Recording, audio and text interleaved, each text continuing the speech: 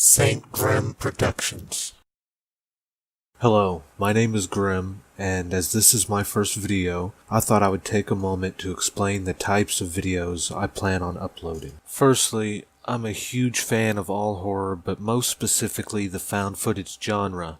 I became so addicted to the genre that I couldn't get enough and sadly found YouTube lacking as a resource. Of course, bigger names such as Paranormal Activity or VHS can easily be stumbled upon on YouTube, but the lesser known movies are just as good and in a lot of cases better than the big names. So I plan to watch found footage periodically and post reviews aimed at giving some information about the movie as well as rate the movie. And before I go further, I would like to mention Found Footage Critic. They're a great resource for finding new films or even old ones you may have missed. Moving on, my first video is about a series that may or may not be considered a well-known name in the found footage community, depending on who you ask. The Bad Ben series. Created, produced, and starring in 3 out of 4 of the films, Nigel Bach.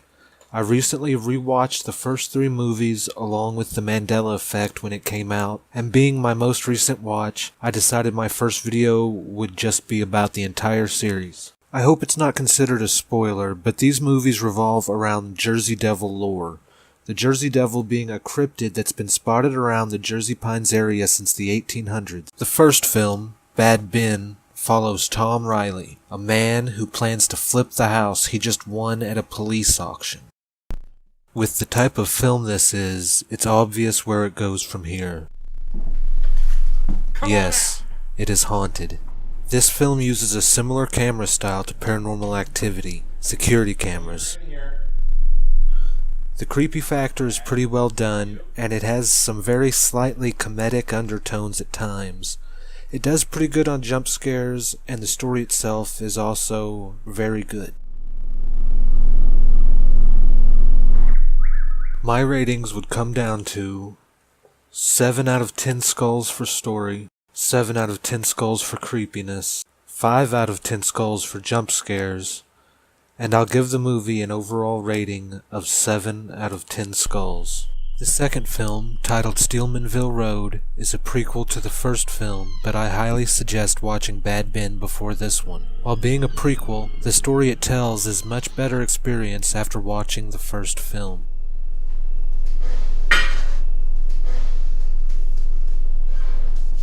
In this film, a young couple move into the woman's biological mother's home after her death, where she learns her real heritage and sets the scene for Bad Ben, essentially revealing Ben's backstory and answering some questions left unanswered by the first film.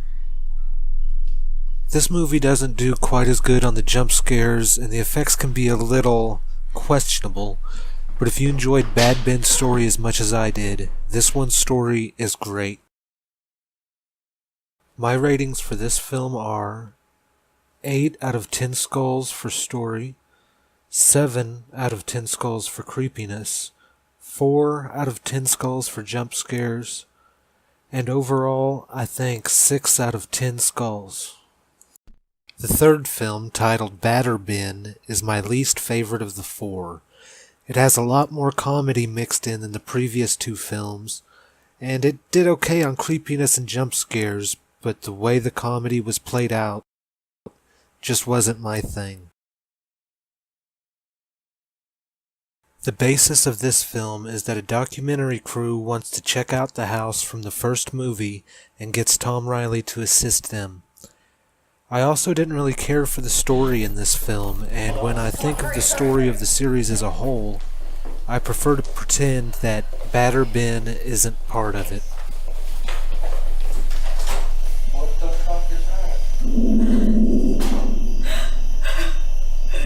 This is bad.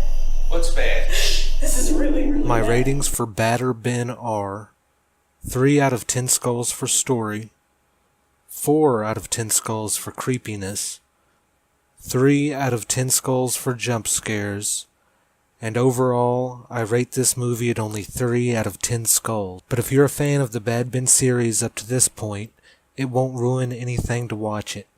After all, you don't watch the Friday the 13th series and skip Jason Goes to Manhattan, so it's worth a watch in that aspect. And lastly, the fourth and currently final film in the Bad Ben series, Bad Ben: The Mandela Effect. This film is summarized as Tom Riley reliving the first movie over and over in different dimensions. It sounds dumb and cheesy, but it's actually an excellent movie, fully making up for Badder Ben. While this movie does have comedic undertones like the first, it really puts the series back into the horror genre.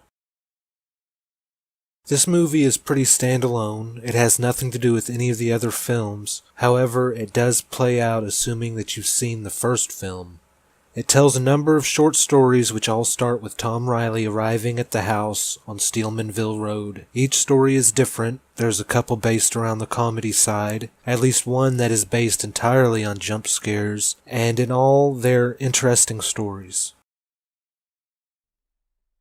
And I'm not fully sure if I was just caught off guard or what, but without spoiling anything, I will say this movie gave me one of the biggest jump scares of my life. I may have actually died for a couple of seconds.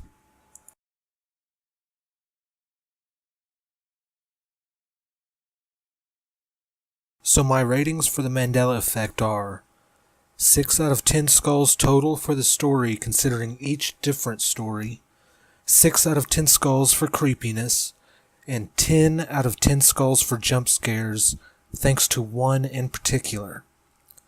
But overall, I'm only going to give this movie 6.5 out of 10 skulls.